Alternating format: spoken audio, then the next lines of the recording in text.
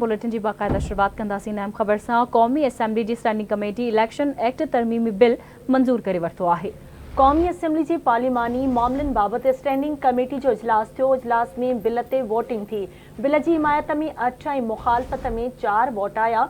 कानून वारे वफ़ाक़ी वज़ीर आज़म नज़ीर तारड़ चयो त आज़ाद मेंबरन की कंहिं भी सियासी पार्टी ऐं मखसूस सीटुन में शामिल थियण जो मामलो वाज़े आहे।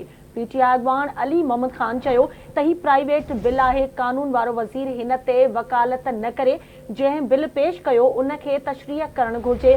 गुज़िरियल इलेक्शन एक्ट 2017 में तरमीमी बिल क़ौमी असेंबली में पेश कयो वियो हो। स्पीकर अयाज सादिक बिल स्टैंडिंग कमेटी ॾांहुं मोकिले छॾियो। बिल में चयो वियो आहे त कंहिं बि सियासी पार्टी सां तालुक़ जो इक़रारनामो तब्दील नथो करे सघिजे।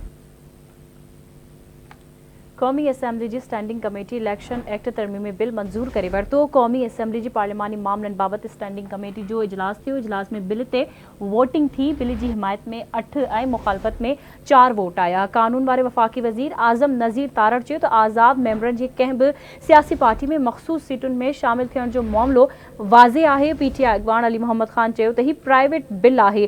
कानून वारो वज़ीर हिन ते वकालत न करे जंहिं बिल पेश कयो उन खे तशरीह करणु घुर्जे। गुज़िरियल ॾींहुं इलेक्शन एक्ट 2017 तरमीमी बिल क़ौमी असेंबली में पेश कयो वियो। स्पीकर अयाज सादिक बिल स्टैंडिंग कमेटी ॾांहुं मोकिले छॾियो हो। बिल में चयो वियो आहे त कंहिं बि सियासी पार्टी सां ताल्लुक़ जो इक़रारनामो तब्दील नथो करे सघिजे।